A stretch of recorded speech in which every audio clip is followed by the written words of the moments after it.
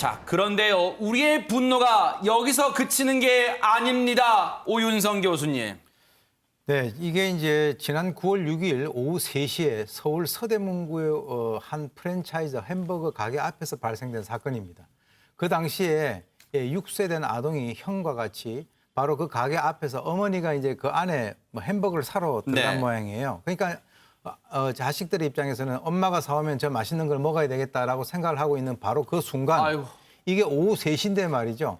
낮술을 먹은 것 같아요. 그래서 50대 남성이 소형 SUV를 타고 저 차량입니까, 네, 지금? 그렇습니다. 아하. 가게 앞에 있는 도로를 주행하다가 술이 취했으니까 거기서 이탈해가지고 거기 있는 4m짜리 철제 가로등을 갖다가 이 이렇게 가로등이네요, 지금? 그렇습니다. 아하. 부딪혀가지고 그것이 뿌리가 뽑혀버렸어요. 아하. 그래서 그 넘어지면서 거기에 있던 6세 아동을 바로 이게 덮쳤는데 바로 병원으로 옮겨졌지만은 안타깝게도 숨지고 말았고요.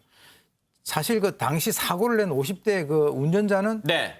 저렇게 부딪혔는데 전혀 부상이 없었어요. 아하. 그래서 바로 출동한 경찰에 의해서 연행된 네. 정말 안타까운 그런 사건이 발생했어요. 당시에 저 사건 전해드리면서요, 유인경 평론가님, 저 당시 패스트푸드점 햄버거 가게에 들어갔던 엄마는 사고 이후에 얼마나 자신을 자책했을까, 저희가 그런 얘기도 전해드렸습니다. 당시가요, 사회적 거리두기가 굉장히 강화된 시점이었어요. 그래서 엄마는 아이들을 패스트푸드 앞에 놓고 아이들을 보호하기 위해서만이 아니라 다른 사람에게도 또 데려가 사회적 거리두기가 어려워질까 봐 배려하는 마음에서 여기서 기다려, 그리고 가서 햄버거를 주문하고 세상에, 있는 코로나 상황이 옮을까 봐 들어가면 패스트푸드점에 사람들 많으니까 아이고. 주문을 막 하고 있는데 굉음이 들리면서 봤더니 6살 아들이 이제 사고를 당한 거죠. 동생과 함께 있던 형은 눈앞에서 동생이 전부터 쓰러지면서 사망에 이르는 아유, 걸 봤기 때문에 세상에. 지금 밥도 제대로 못 먹고 말도 못 한다고 합니다. 정말 배려심을 갖고 사회적 거리두기 잘 지키려던 엄마의 그런 마음이 어떻게 이렇게 비극으로 끝났을까 싶어서 저는 요새 뭐 나훈아 씨가 테스 형하고 소크라테스를 찾던데 저 좀 물어보고 있습니다. 테스 오빠, 왜 우리는 이렇게 착하고 배려심 많은 사람한테만 아픔을 던져주는 건가요? 그러니까요. 세상이 왜 이런가요? 좀 물어보고 싶습니다. 그런데요, 이 음주운전이요, 한 가정을 순식간에 풍비박산 내고 말았어요. 그런데 대낮에 만취 음주운전을 했던 이 가해자가요, 당시에 단순한 음주운전, 물론 단순하다는 표현이요, 그 음주운전만 한 줄 알았더니 그 이전의 행적도 지금 드러나서 충격을 주고 있습니다. 박성배 변호사님. 한 매체 보도에 따르면 운전자가 사고 당일 아침에 조기 축구에 참석을 했다고 합니다. 그런데 축구를 끝낸 뒤에 낮술을 마셨고 술을 마신 상태에서 운전대를 잡고 귀가하던 길이었다고 합니다. 혈중 알코올 농도가 0.1% 이상 면허 취소 수치였다고 하는데 당시는 사회적 거리두기 2.5단계로 격상된 시점입니다. 거리두기는 먼 일이고 술을 마시고 운전대까지 잡은 셈이 됩니다. 피해 아동 아버지 주장에 따르면 여러 정황상 음주운전 중에 졸음까지 겹치면서 가속이 이루어진 것 같다는 것입니다. 그런데 여기서 이 가해자의 더 어처구니 없고 분노가 치밀게 하는 행동이 전해졌습니다. 오윤성 교수님. 저는 이걸 보고 과연 이 사람들이 제정신인가라고 하는 그런 생각이 듭니다. 전혀 공감 능력이 없는 그런 상태인데 그 장례식을 하고 있는, 즉 다시 말해서 이 장례식장을 이제 있지 않습니까?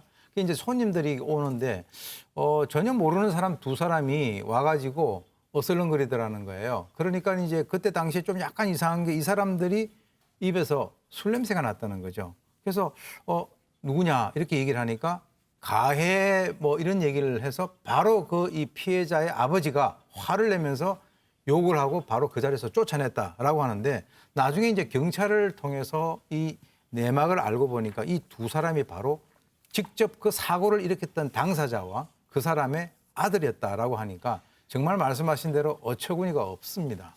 근데 이 사람들이 그러면 손정혜 변호사님, 물론 술을 마시고 장례식장에 찾아갔는지는 단언할 수는 없습니다. 물론 피해 아동의 아버지 얘기입니다만, 그런데 왜 장례식장에 왜 찾아간 걸까요? 그렇다면 제대로 된 그 사과를 준비하지 않고 가서 오히려 피해 유가족들의 마음을 더 분노하게 한 게 아닌가 생각이 드는데 술을 먹었는지는 확인 안 되지만 술 냄새를 풍길 만한 오해를 살 만한 정황, 그리고 제대로 된 사과 없이 돌아갔다라는 거거든요. 그러다 보니까 더 유가족들이 마음이 아픈 게 아닐까 생각이 들고 결국 이 사건은 피해 가족들에게 용서를 받지 않으면 선처하기 어려운 사건인데 본인의 이런 행동이 본인에게도 좋지 않게 영향을 미칠 것 같습니다.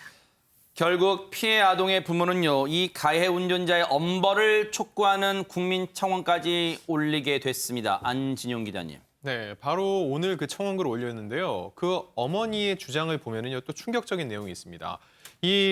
검찰 수사 과정에서 밝혀진 건데 예전에도 음주 취소 경력이 있다는 겁니다. 초범이 아니라는 거죠. 아하. 게다가 직업 또한 운전업을 할 수 없는 운전업을 하고 있는 도저히 용서할 수 없는 사랑이라고 밝혔고요. 결과적으로 어떤 거냐면은요. 처음에 음주 취소를 받았을 때 좀 더 강력한 처벌이 있었으면은 이 같은 일이 벌어지지 않았을 거 아니냐는 얘기거든요. 그래서 음주운전 살인자의 경우 기존의 판결보다 더욱더 엄하고 강력한 판결을 내릴 필요가 있다라고 촉구하고 있습니다. 윤창호법이 마련이 됐지만 솜방망이 처벌에 그치지 않을까 하는 우려가 나오고 있습니다. 손정혜 변호사님. 2019년 대법원 판결 그 선고 기준으로 봤더니 집행유예 비율이 76%나 이른다라는 겁니다. 아직도 이렇게 법령은 강하게 양형이 개정됐지만 선고하는 기준들이 좀 낮은 거 아니냐 이렇게 좀 저희가 반성을 해야 되지 않을까 생각이 들고요.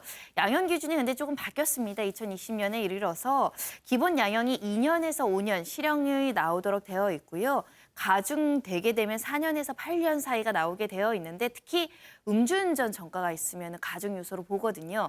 이 사건의 가해자 같은 경우도 과거에 음주운전으로 처벌된 전력이 있을 뿐만 아니라 당시 혈중 알코올 농도도 면허 취소 수준을 넘기 때문에 아마 윤창호법이 적용되고 또 드물진 않는데 계속 강화되는 추세거든요. 양형이 엄중한 처벌을 받지 않을까 예상하고 있습니다. 하늘이 무서운 줄 반드시 알아야 될 겁니다. 남의 눈에 눈물 나게 하면 자신의 눈엔 피눈물 나는 법입니다.